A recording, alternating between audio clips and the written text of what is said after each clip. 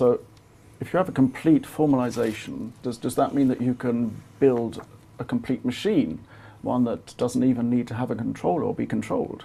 Exactly. Now I think I'm so happy that our discussion is proceeding, and I see you are taking notes sometimes. I'm also doing it. We are highly efficient here. To just answer your question, formalization is there for mass production.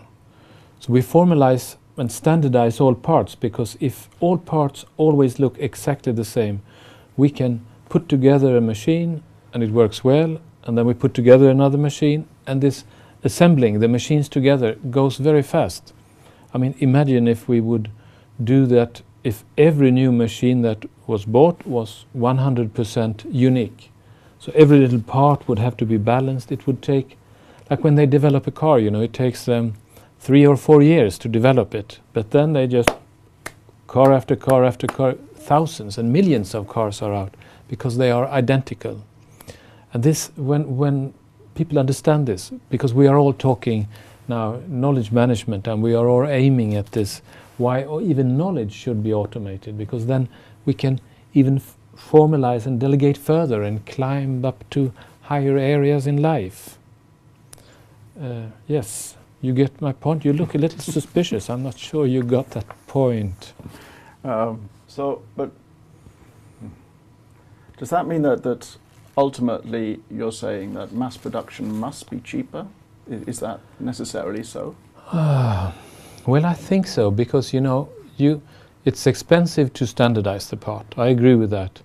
So mass production, if you just make a few entities of something, it's not cheaper. But that we are talking about mass production, and then mass production is based on this doing things over and over again in the same way, and producing a lot of small, tiny, standardized parts. That's also cheap. So, I mean, generally, people know this, that mass production is cheap. That's why we all can buy cars. If it wasn't mass produced, only the king could buy a car. But nevertheless, I have to come back to the idea that this standardization, this is what's taking the joy out of life.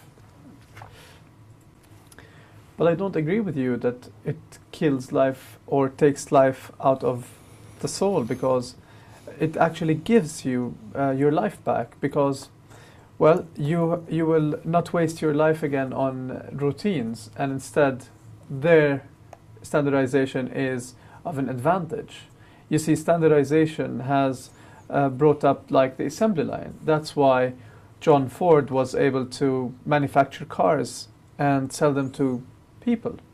But then talk of routines, and I have to say that there are routines that I like. I can find routines relaxing, comforting.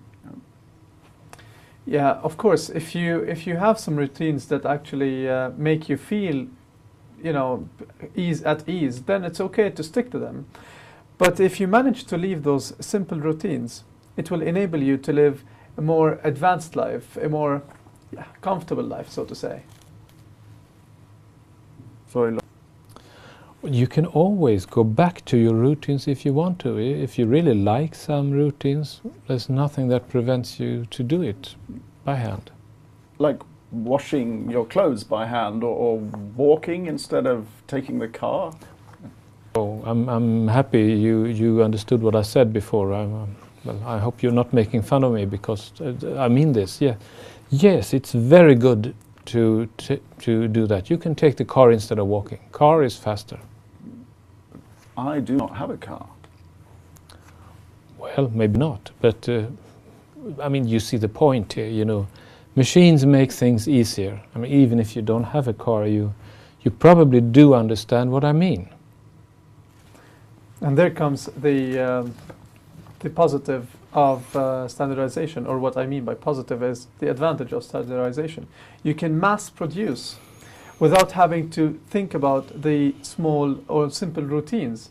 So it's more like a mechanical machine-like movement. Yes, this is the important aspect of it. When you have standardized the parts, when you have standardized the relationships, when you do everything exactly the same way, over and over and over, then we have solved the problem. Then we can efficiently use this to create more wealth. Okay, now it gets a bit confusing. It's a bit philosophical. So you're actually saying is life means increasing complexity. So in this case, you're actually agreeing with us that standardization might kill life. Of course I do. Well, now you start to argue like he does. Are you taking his side or what? I tend to agree. I tend to agree with Alan. Yes. Okay, you do, but okay. I must agree with you both then. You are two and I'm one. Well, sometimes, of course, formalization kills life, but but again, we shouldn't get stuck in this. It kills life only on lower levels, only the things we don't want to bother with, like the washing machine.